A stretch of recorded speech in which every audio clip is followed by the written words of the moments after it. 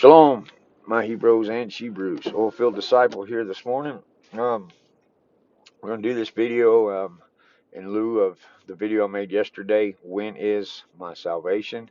Or when do I receive my salvation? Thomas D. and John Ishii, excellent commentary. And so I'm making this video because I believe it warrants further explanation, further talk. And I can do it this way a whole lot more than I can text it out. And so what I want to make clear is that our salvation is not contingent on us in any way, shape, form, or fashion. Our salvation is solely on Jesus and his works at the cross, that he redeemed those prior to him, that he redeemed those beyond him, all the way until his returning.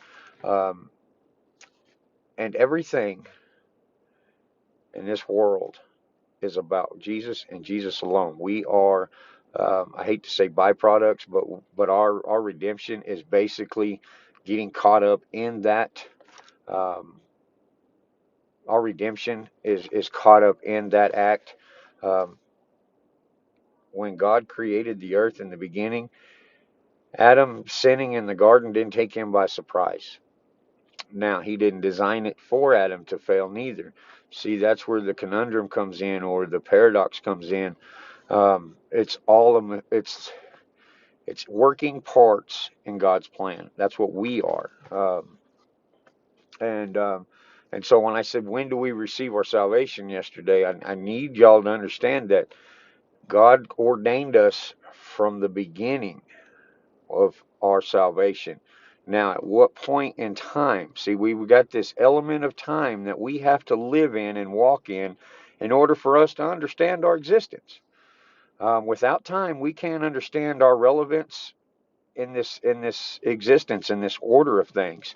And so God has created this time, and for you and I, we have to walk this out.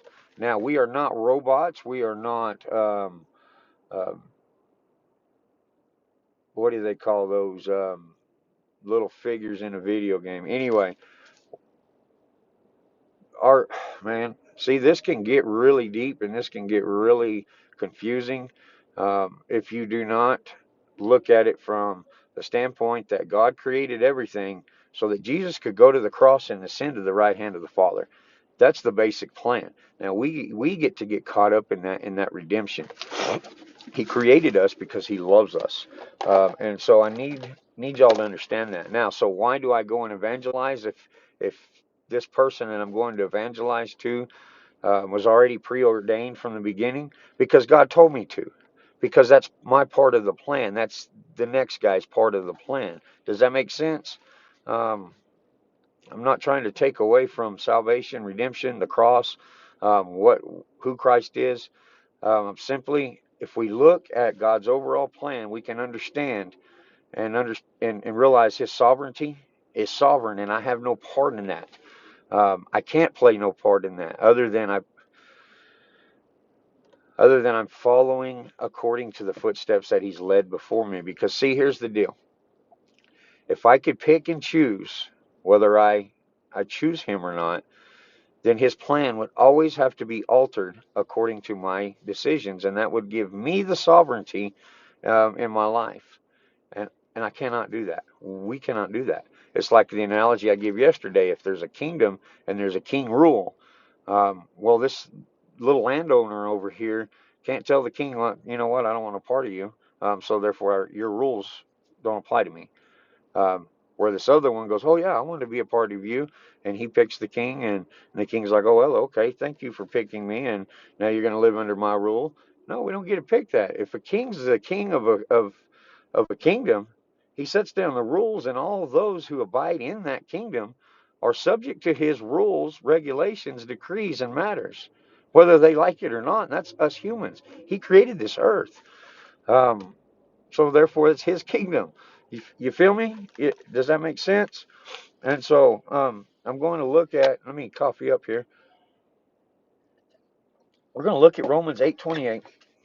And this is where I really begin thinking about this, because my brother just passed that. One day we were in Bible study, and I had actually got to this text, and I made the statement that, I don't want to believe that God has preordained or elected us. And he smiled at me, and he looked at me, and he said, "You might want to think about what you just said." And that was all he said about it. And so I really started thinking about it, and I started doing an in-depth study, and I went through several verses, not just one. And that's what I tell y'all: go look this up for yourself. For one, you may not agree with me, and that's fine. I don't expect you to agree with me on everything. Um, and if you see me in error, of course, come and call it out. So let's go look at this text real quick. It's in Romans 8, starting in verse 28. Romaim. Let me get focused in here. My eyes ain't too good in the morning. It says, "And we know that all matters, work together for good to those who love Elohim." It's hard for me to hold this and not breathe against it. "And we know that all matters work together for good to those who love Elohim, to those who are called according to his purpose." Who are called? We are called. We don't choose. Okay? Do we see anything where we choose in that? No. We're called according to his purpose, his plan. "Because those he knew beforehand, he also ordained beforehand to be conformed to the likeness of his Son, for him to be the firstborn among many brothers.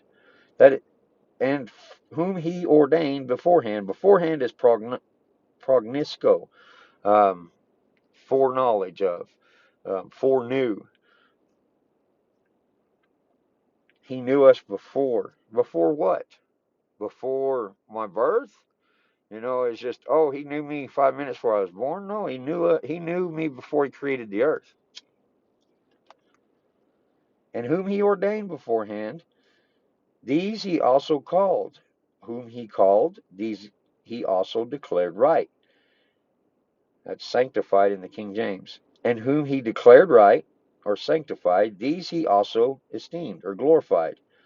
"What then shall we say to this? If God is for us, Elohim is for us, who is against us? Truly, he who did not spare his own Son, but delivered him up on behalf of us all, how shall he not, along with him, freely give us all else?" Okay, so see, y'all can go and continue to read on that.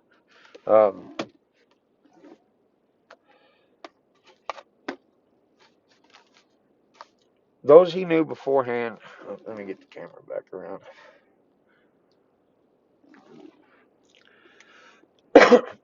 Those he knew beforehand. We have to get that. That beforehand is before the foundations of the earth. I explain it like, there's a verse that says to be absent from the body is to be present with the Lord. I 100% down with that. But again, we have to get into this element of time. I believe that every individual is present with the Lord prior to him creating the earth. That's how he knew us beforehand. Because the verse that you give yesterday or this morning, Thomas D. John, I think it was 3:12 or 6:12, 3:12, I believe, kind of gives us an insight on that. That he knew us beforehand. Now, when we go to the grave, I believe for us in time, we're in that grave until he comes back. Because when he comes back, we're going to come out of the grave. I mean, that's scriptural. That would be a pretty mean God to have us die, go to him, and then when his Son comes back, when Christ comes back, put us back in the grave just to pull us back out. That would be ridiculous. That'd be redundant and stupid. So we have to think about this. We have to use a little self-autonomy. We're in the grave. We're all going to be at the judgment seat at the exact same time. As soon as I close my eyes in death, I'm going to be present with the Lord because time is gone. It's a sometimes I lose words. It's a fourth dimensional way of thinking.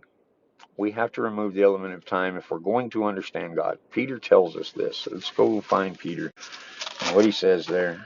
I wasn't prepared to go to Peter this morning, so give me just a second to find it. I believe it's in First Peter.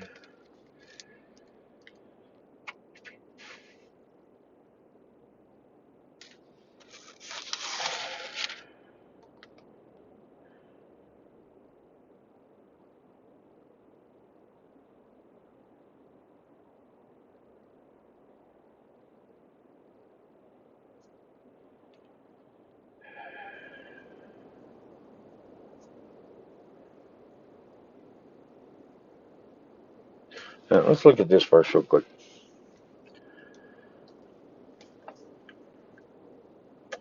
This is First Peter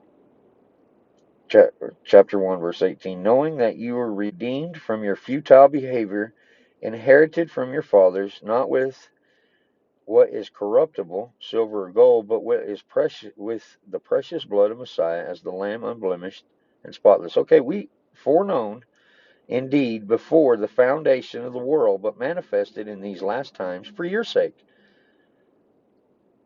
who through him believe in Elohim, who raised him from the dead and gave him glory, so that your belief and expectation are in Elohim. Okay, I wasn't prepared to go to that one, and I hadn't even thought of that one in a while.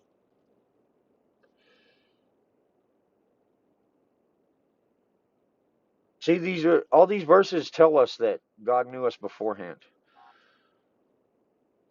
And so in my studies, and that's why I made the video I made yesterday, I don't want to be argumentative, and I'm glad that we are having a conversation on this, that we understand who we are in him, that we are redeemed. See, when Christ is fixing to go to the cross and he tells his disciples, um, trust me, I go to prepare a place for you. A lot of people use that verse as he's going to heaven to create us these mansions and these places. He was speaking of going to the cross. That was the place he was preparing for us. It was the works that he was going to do at the cross. That when God Almighty, the Creator, Elohim, was going to place all mankind's sin upon him. That's what he was sweating bloods for, not the Roman soldiers. The wrath of God that he was about to take on himself. Him who knew no sin became sin for us.